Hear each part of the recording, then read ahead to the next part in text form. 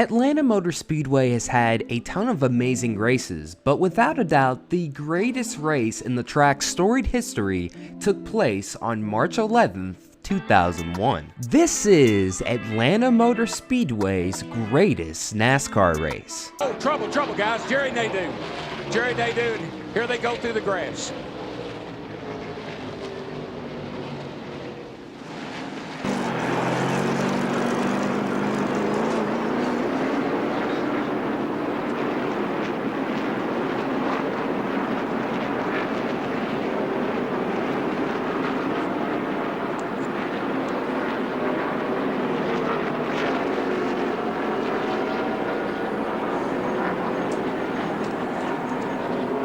Nearly 99,000 people in the grandstands fell silent, and spectators held up a three-finger salute in memory of Dale Earnhardt, all while 7,000 balloons were released in the air. This was the third race ran since Dale Earnhardt's tragic passing. The Intimidator's old team, now rebranded to the White 29, with rookie driver Kevin Harvick, looked like a favorite early on. But with the first green flag run of the race being 77 laps, Jeff Gordon was able to build a gap, all while the rest of the field was battling for position, and in the Gen 4 era, racing at Atlanta was mighty entertaining. While Jeff Gordon was dominant during the first green flag run, it wasn't without challenges. Sterling Marlin at one point was battling him for the lead, but once things settled after green flag pit stops, Jeff Gordon quickly rebuilt a cushion. He went on to lead 53 of the first 77 laps before the race's second caution came out. Welcome back to Atlanta. Steve Park's engine has let go,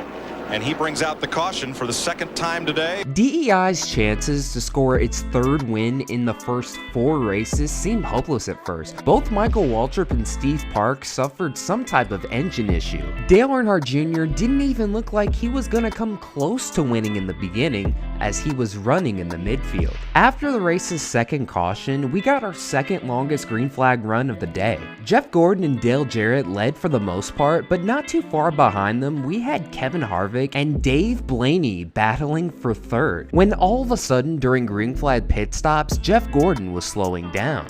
Jeff Gordon just came on the radio and said there's something wrong. Then he came back out and said, I think it's out of fuel. He says he thinks he's out of fuel.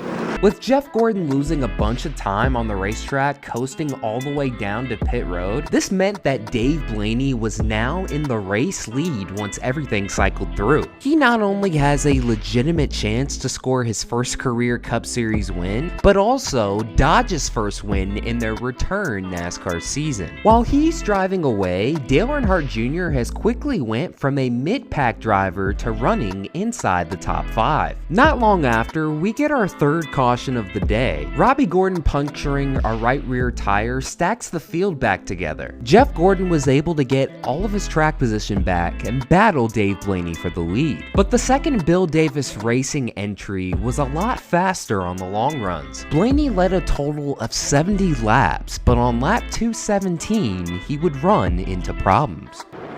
Matt, what's wrong with 93? Hey, Dave Blaney just came on the radio that something may be wrong with the right rear tire. He's not sure. Left side tires, they believe, maybe left side tires. You might want to keep an eye on the left rear because they were still working the lugs when he started leaving. Tommy Huber, he zipped the gun in there. They thought they got him, but maybe they have one loose.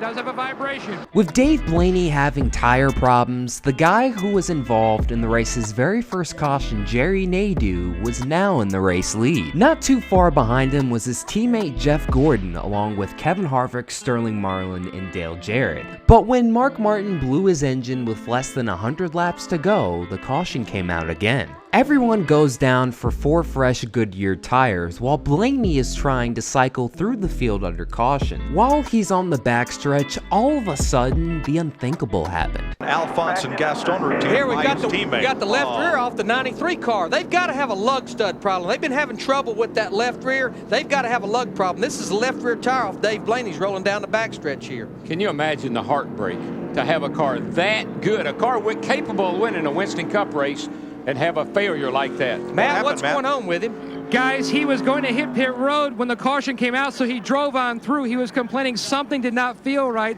It felt like the left rear tire was going to come off, but they did not want to lose any more time, so he went back out, and now even more trouble for the 93 car of Dave Blaney. With Blaney out of the running entirely, this left the race up for grabs. Both Jerry Nadeau and Dale Jarrett seized the opportunity at first, duking it out for the lead on the next green flag run. Then all of a sudden, we have one of the weirdest caution stints in NASCAR history. Matt Kenseth becomes the second Roush Racing driver of the race to blow his engine. Then under caution, while running inside the top 10, Bobby Labonte blows his engine, followed by the 36 of Kenny Schrader taking the catch can with him off of pit road. Once all of that was finished, we got back to racing with under 40 laps to go. Both Jerry Nadeau and Dale Jarrett were still for the most part 1-2, but now we have some new contenders. Kevin Harvick, Jeff Gordon, and Dale Earnhardt Jr.'s cars are peaking at the right time. With 33 laps to go, we get our 8th and final yellow flag of the day. After Mike Skinner clobbered the wall, the field automatically restacked together, with Jerry Nadeau, Dale Jarrett, and Kevin Harvick making up your top 3. Here we come. Hammer down. He spun the tires a little bit, Nadeau did, but he got off. All right, here we go. Got the 96. Andy Houston. Michael got in the back of him on the restart there and spun him around. I don't think there'll be a caution. Well, he'll get going. They're holding on the flag. Looks like we're going to stay green. In the beginning of the final green flag run of the day, it was looking like Jerry Nadeau and Dale Jarrett were going to be battling for the win. Luckily, Kevin Harvick, Dale Earnhardt Jr., and Jeff Gordon have been saving their cars for the very end. This set up for a 10-lap shootout between 5 cars. The racing that went on inside the final 10 laps is some of the best in the Gen 4's storied history, and without a doubt, the best in Atlanta Motor Speedway's history. Dale Jarrett's going to the bottom. He says, all right, I played around here long enough. It's time to go. Harvick's going to follow him in the 29 car. Now watch Jarrett for the lead. Watch And they touch at the start-finish line. And around the outside. Here comes 3 Harvick. wide. 3 wide. Here comes Dale Jr. They're all over each other now. Junior's run was blocked by Jarrett, and Harvick not getting into turn 3 as well. Look at Gordon getting that run. Runs up on the back of Dale Earnhardt Jr. all the way up to the top of the racetrack. I don't think Dale Jr. will get. Well, he's going to 3 wide at the line. Here we Harvick go. the leader. Harvick eased it into 3 to get a good run off 4, and it got him the lead. 5 laps to go. This is ingredients for a 5-car wreck.